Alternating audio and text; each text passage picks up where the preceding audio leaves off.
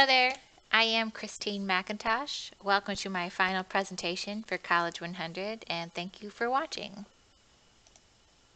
I am an environmental science major with a focus in sustainability, and today I'm discussing how environmental education can help save the planet.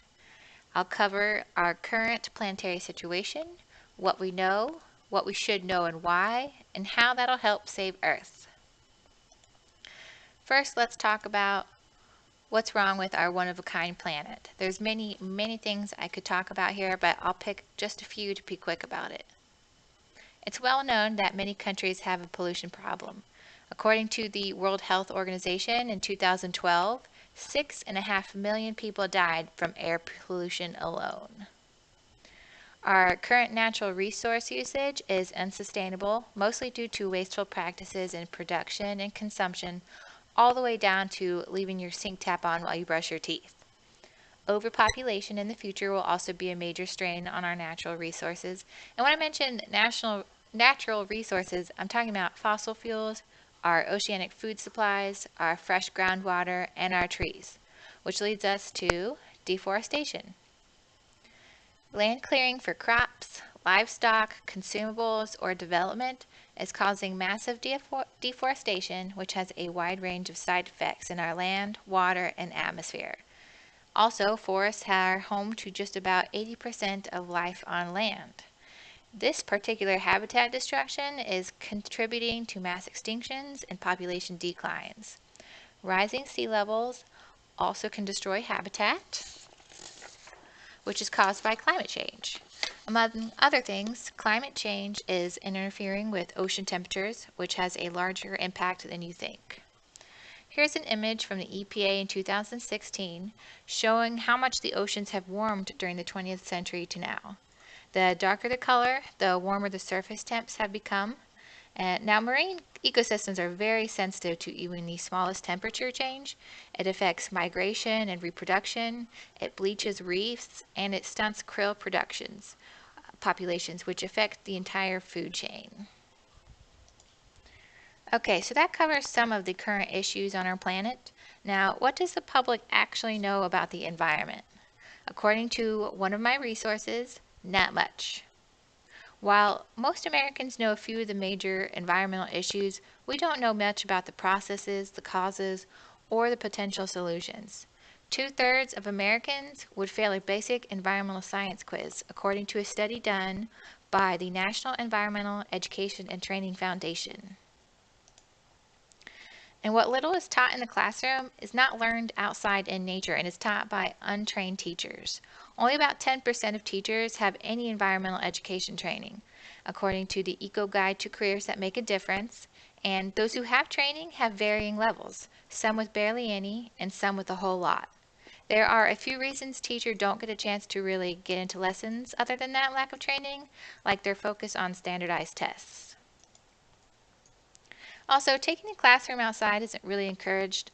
I had a few teachers in high school who tried to take us outside just to sit under a tree to read or do homework, and it was always rejected by the administration.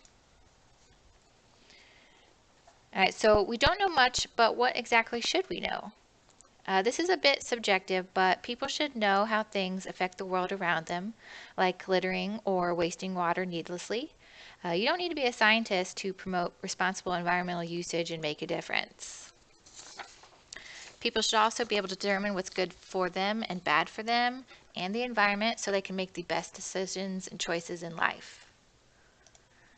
Now, why should we know these things? Why is environmental education so important to the future of our planet? Well, for one, the more people that recycle, reduce, and reuse, the longer our environment can sustain us. It would also help create interest in a better and brighter world for us and future generations. It also introduces our youth to potential careers in environmental science. So how do we go about educating ourselves? There has been some debate on an approach to this. Some professionals think a direct approach is best, like a specific class in high school. Other professionals think environmental education integration into regular studies develops better results, like talking about environmental factors in a math problem. A Hungarian survey was done in 2009 and 10 and given to a number of students in high school and university. It measured the relationship between their environmental knowledge and their behavior regarding environmental issues. The study found the two things very connected because the more environmental knowledge they had, the more eco-conscious they behaved. I would love to see how the questionnaire would perform in the United States, in rural versus urban areas in particular. This is an image included in that Hungarian survey report regarding the reasons students had more or less environmental knowledge. For high school students, they were sadly the most influenced by the media. They were least influenced by their teachers. Collegiate students were most influenced by their own interests and least by their parents, siblings, and teachers. And with better trained educators and programs, I bet teachers would be higher on those lists. When looking to the United States for an example of the impact of environmental education, I came across a newspaper article in the Durango Herald from Colorado.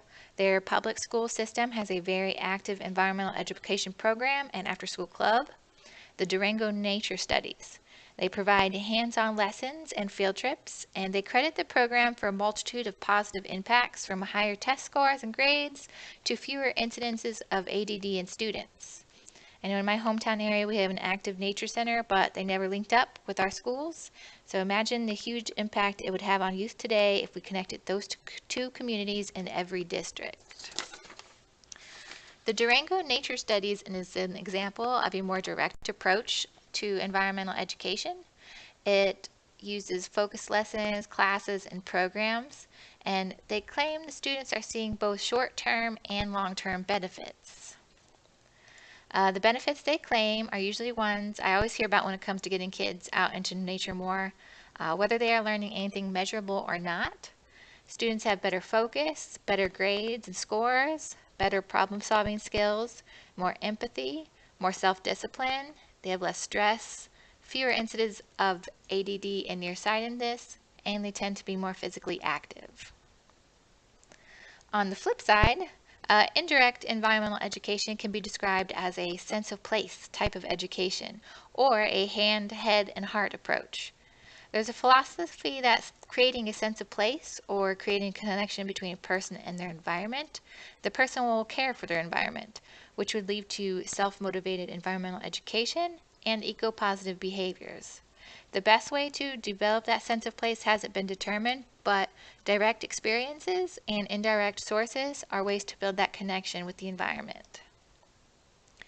The hands, head, heart approach to environmental education is something that can be instigated as early as primary school. It's an indirect approach that uses green programs and activities, as well as environmental education infusion into regular curriculum to foster an attitude that promotes green culture and environment, as well as a love for the environment. You could also look at it inversely, where the love for the environment promotes the green culture, education infusion, and green programs and activities. Either way, it's using all of the hands, head, and heart to get what we need. Now, benefits in an indirect approach are a bit more intangible than the measurable effects of direct approaches. When developing a sense of place or love of the environment, it's just a starting point for self-motivated expansion on education and knowledge, and therefore behavior. In the Journal of Environmental Education, researcher Kopnina talks about morals and respect for the natural world and the intrinsic value gained from environmental education and how the real issues with the environment, like loss of biodiversity, aren't being addressed in education like that without a more focused education with specific goals.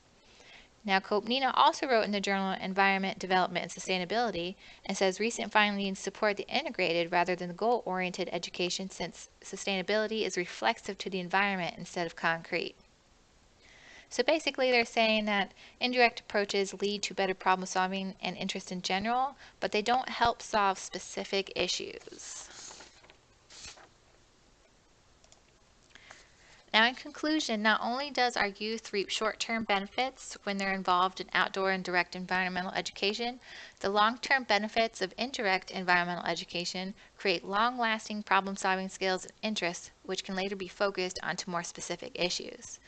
Making people care about something is hard, but that integration into our daily lives can undoubtedly make a positive impact on us and our planet. When you care about or understand something, you're better able to take care of it. And that's what we need to do. foster that connection and educate ourselves for posterity's sake.